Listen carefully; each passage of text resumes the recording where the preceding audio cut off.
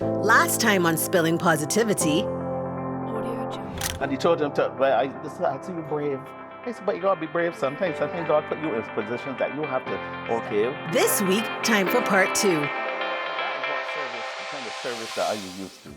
Right, so that, I mean, obviously is says a lot about your personality and able to just think quick on your feet and problem solve. But then you left that. Then I left that. And went to After that New York. I had decided, well, I've done enough here at that point. Time to move on. There's nothing more I can do. So I moved on because all along I used to moonlight doing hair and makeup. Because I self-taught myself. Actually started makeup in the theater world with green room players. Because you were also very involved in I was always culture. Used to act, all that. So I started by learning theatrical makeup. So I did the reverse. So I had to do that with the years at Green Room would have been with people like Marvo, the late Wendell Smith, Alfred Pragnell, those when Green Room players, who people don't even know about now, was flourishing. They were the one theater group that really had a home, and they did a lot of work, and a lot of the expatriates, wives and stuff, joined them when they were in Barbados, and we did a lot of productions. I remember my parents taking me to a lot of those productions. Right. So, and then New York. New York. Then I was following another thing. I follow bucket list. The Lord tell me, you gotta go and do this thing. And when I left in the airline industry, they paid me out and thing nice. And I said, you know what? Rather than waste this money, I always wanted to do here. Let's go off and do this.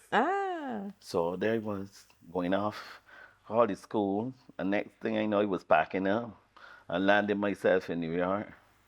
People said to my brother, what is your brother doing? He is going crazy. How can you gotta leave a job at the airport to go to become a hairdresser? My brother says, it's his life, he do what he want to do. Well, so that was it. I went off to New York, enjoyed it. You had the courage to do it. It's a leap of faith. It was a leap of faith. When I landed there, you didn't know nothing about where you're going, how to. First time, it's all right to go on holiday, but no, when you go, you gotta live. Nobody ain't got the time. You gotta learn to catch train, do whatever you gotta do. And that time, when I really took to New York, as the old people say, like, water take to a duck bath. You were home. I was home. So I got through. I did very well at I went to Wilfred Beauty Academy, and I think your mother would have gone there. I came out of that. While I was there, I still said, and sit in. I said, hey, because we'll get everything in. So you ain't gonna only do hair. So I tweaked the interest, part of the cosmetology course was skincare and makeup. So I said, okay, let me take on doing some skincare. So one of the tutors sent me to Christine Valme, who was in Manhattan. So I left the school in Brooklyn, evening gone down to Christine Valme and presented myself down there.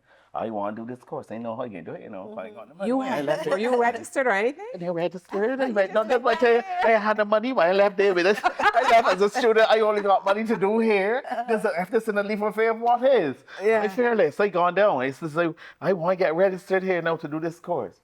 I presented myself and the people accepted me. Wow. So I got myself, Laura, my friend that used to live out, what you can do? She said, don't worry. You're going to make it. I was so far, I was nearly to the end of my cosmetology. So there's like thinking ahead. I says, well, you know what I can do? I can do hair on weekends. Yes, to make the money. So when I finished on weekends, now I got together my whole little team, and my friend, she went and bought a portable hair dryer for me, an odd job at the time. And I got the Pullman and stuff, and a Pullman. I would pack all the rollers, everything in there, and see me up and down on the train, in the cabs, going to different people's houses and doing hair. So whatever money I made on the weekend, I pay Christine Valme in pieces. When I go down on Monday, paying that, and I paid it, and that's how I paid for that course. Then they fell in love with me because not hard to do. Not hard to do at all. In New York, you had to, especially a school like that on Fifth Avenue and stuff. They had this thing that you had to at least have a certain percentage of colored in, at school. And I was there, so they thought that it was the best thing that happened to them since sliced bread. And the director, They liked me. So I went on to do the course. So when I was finished now, she called me into the office one day and said to me, "This is Miss Winter want you." I said, "Lord, what is that I do?" When I first said, "What is that I do?" When I go, and she told me, "Adzil, come in, have a seat. We know that you're graduating shortly, and you've done exceptionally well."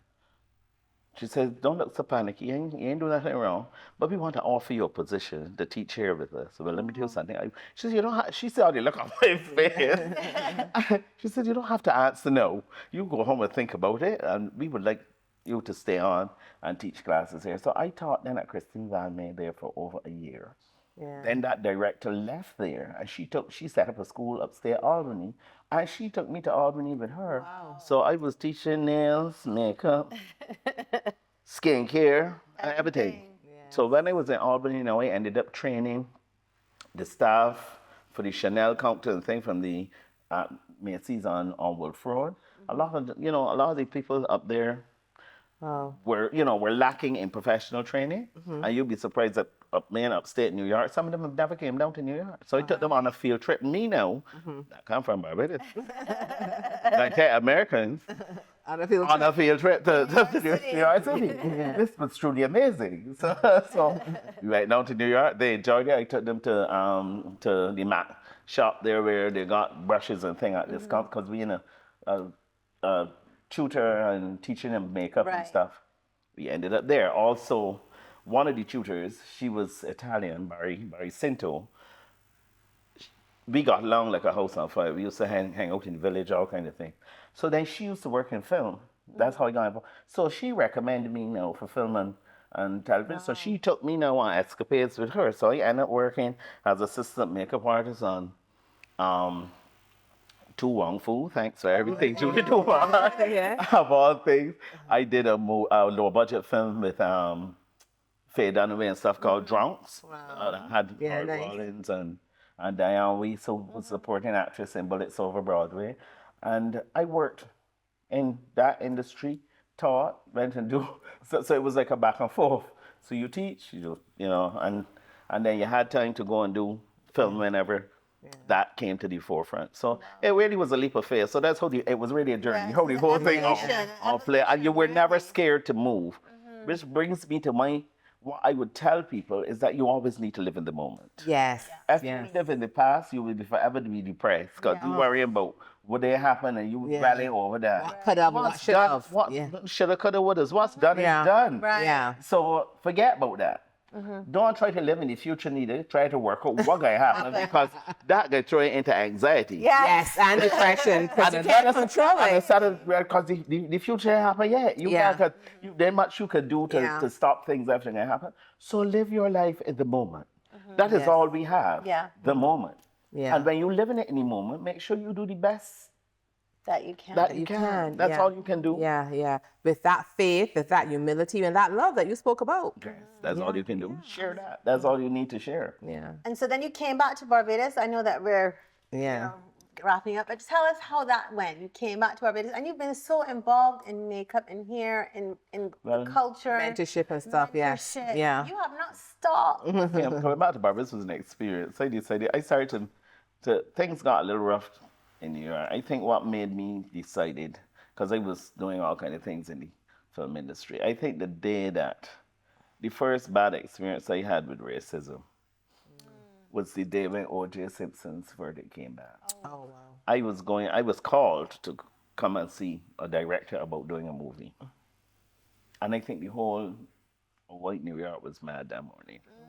So when I arrived, this black fellow with locks, mind you, nobody know he had locks. Y'all ain't never knew that. I never knew that. I cut them off before I cut them off before he came home. I said, nah. So he started to backpedal on me, because when they're supposed to be on the phone, first thing, my name, Adzil, is Austrian. Stuart is Scottish. Yeah. My accent, It's they say, is very British. Yes, it So is. he had no idea really that I was a black person. It was only when I turned up at the door that he realized that he was angry at all black people that morning. So he just took it out on me. Yeah. So I asked God for grace, and I said, you know what? I don't really need this. If I can get this kind of treatment, let my own do it. Right. So with that, I decided I going home. So I packed up everything and head to Barbados, hence cutting off your locks. Because I said, at that time, Barbados was not at the point where it is now. Okay. I said, I have to come home. I have to bring home all of my stuff. And anytime I present myself to customs now with locks, that's how I thought. Them gonna dig me over for the song. Because they know me with locks. When I left there, it was this neat, with, Yeah. you know, Right. cut hair and looking decent. So I shaved the head bald then and I've never went back. So I came home and I started, I said, okay, friends of mine, some people got vexed with me, said, where you going? Your future is here and your career do this and you're going to come back. And people in Barbados want you. I said, well, they want me to go move over and give me a space because I figured that I got something to offer. Yeah. So I did. I come in. Yeah. So I really then went where there was no track and started to blaze one.